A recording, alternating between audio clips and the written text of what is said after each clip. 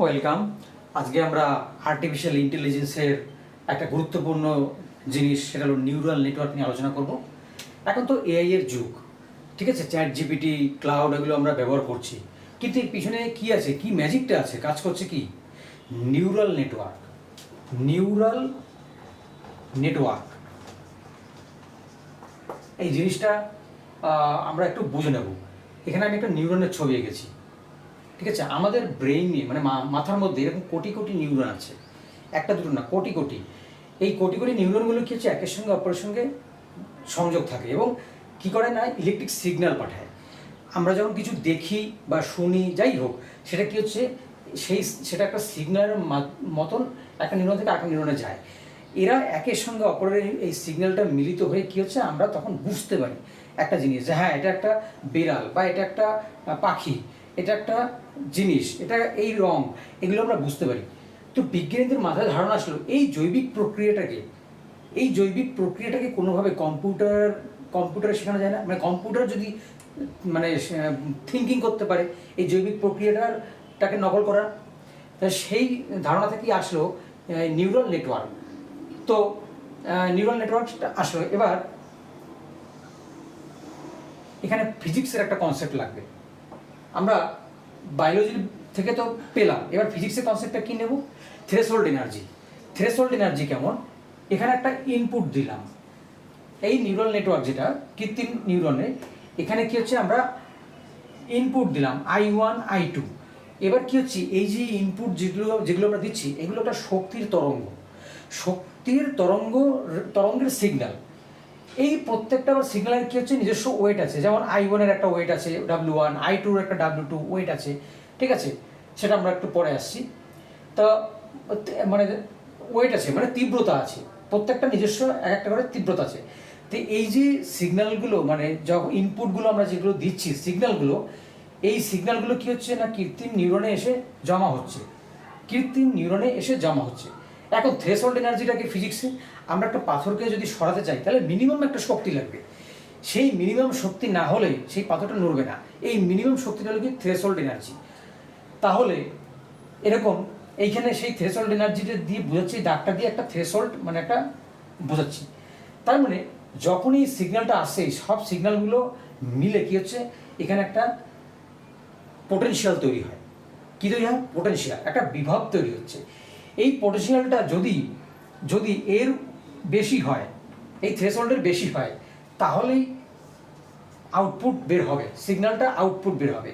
কিন্তু যদি এই পোটেনশিয়ালটা কম হয়, এই দাগে আমি নিচে বোঝাচ্ছি, এর কম হয়, তাহলে কি হচ্ছে, সিগন্যালটা ওখানেই ব্লক হয়ে যাবে, মানে আটকে যাবে। ফিজিক্সের এই কনসেপ্টটা নিউরাল নেটওয়ার্কে লাগবে। এবারে আমরা আসবো গণিতের ব্যাখ্যায়, মানে এই নিউরাল নেটওয়ার্কের ভেতরে কি গাণিতিক বিষয়টা কাজ করে, গণিতের ইকুয়েশন, মানে গণিতের খেলা, এগুলো আসলে গণিতের ম্যাজিক। সেটা হলো কি, অ্যাক্টিভেশন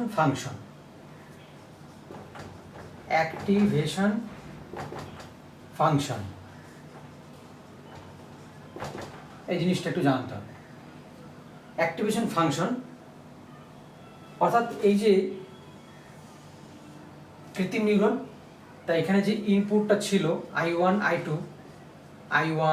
I2 এবং I1 এর একটা ওয়েট ছিল, মানে তীব্রতা নিজস্ব, I2 ওয়েট ছিল W2। তাহলে এখানে কি হচ্ছে, আমি ইনপুট দিচ্ছি, ইনপুট দেওয়ার পরে যে আউটপুটটা হবে, ঠিক আছে, টোটাল এনার্জি, অর্থাৎ এটা তো একটা শক্তির তরঙ্গ। এখন যেটা বের হবে সেটা কি, I1 W1 plus I2 W2। এইটা হলো কি, এটা হলো আউটপুট। এখন এই আউটপুটটা তখনই সম্ভব হবে, আমি তো বললাম যে একটা থ্রেশহোল্ড লাগবে, মিনিমাম থ্রেশহোল্ড লাগবে, ঠিক আছে। এবার এই অ্যাক্টিভেশন ফাংশনটা এখানে লিখলাম, অ্যাক্টিভেশন ফাংশনটা কি, মানে একটা গাণিতিক সুইচ, মানে অঙ্কের একটা সুইচের মতন অ্যাক্টিভেশন ফাংশনটা। এই অ্যাক্টিভেশন ফাংশনটা কোথায়, এর ভিতরে কাজ করছে, এর ভিতরে থাকছে অ্যাক্টিভেশন ফাংশনটা। Activation function.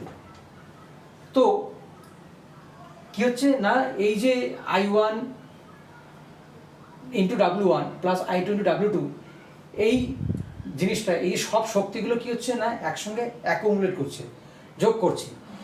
এই টোটাল শক্তিটা যদি থ্রেশহোল্ডের শক্তির থেকে বেশি হয়, মানে এর উপর দিয়ে যায়, ঠিক আছে, এর উপর দিয়ে বোঝাচ্ছি যে বেশি, যদি থ্রেশহোল্ডের শক্তির থেকে বেশি হয়, তখন এই অ্যাক্টিভেশন ফাংশনটা কী হচ্ছে না অন হয়ে যায়।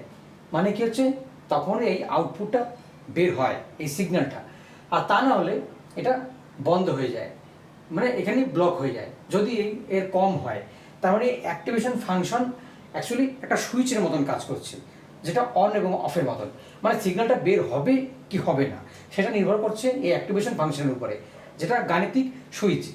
এবার কম্পিউটার কিন্তু প্রথমেই কিন্তু এক চান্সে সব কিছু ঠিক করে দেয় না। প্রথমবার সে একটা ইনপুট নেয়, সেখান থেকে সে ভুল রেজাল্ট দেয়। এবার ভুল রেজাল্ট যখন দেয় তখন কি হয়, প্রথমবার যখন ভুল রেজাল্ট হয় তখন এই যে ওয়েটগুলো, মানে এর পিছনে যে অ্যাক্টিভেশন ফাংশন যে গণিতটা এবং এই যে ওয়েটগুলো W1 W2, এই ওয়েট বা তীব্রতাগুলো কি হচ্ছে না পরিবর্তন হয়, নিজেরা পরিবর্তন হয়ে যায়, গণিত পরিবর্তন হয়ে যায় এবং তীব্রতাগুলো পরিবর্তন হয়ে যায়। এবার তাদের মধ্যে পরিবর্তন হয়ে গিয়ে চেঞ্জ হয়ে যায়, চেঞ্জ হয়ে কী হচ্ছে এরকম কোটিবার পরিবর্তন হয়ে গিয়ে তারপর গিয়ে কিন্তু সঠিক সিদ্ধান্তে আসে।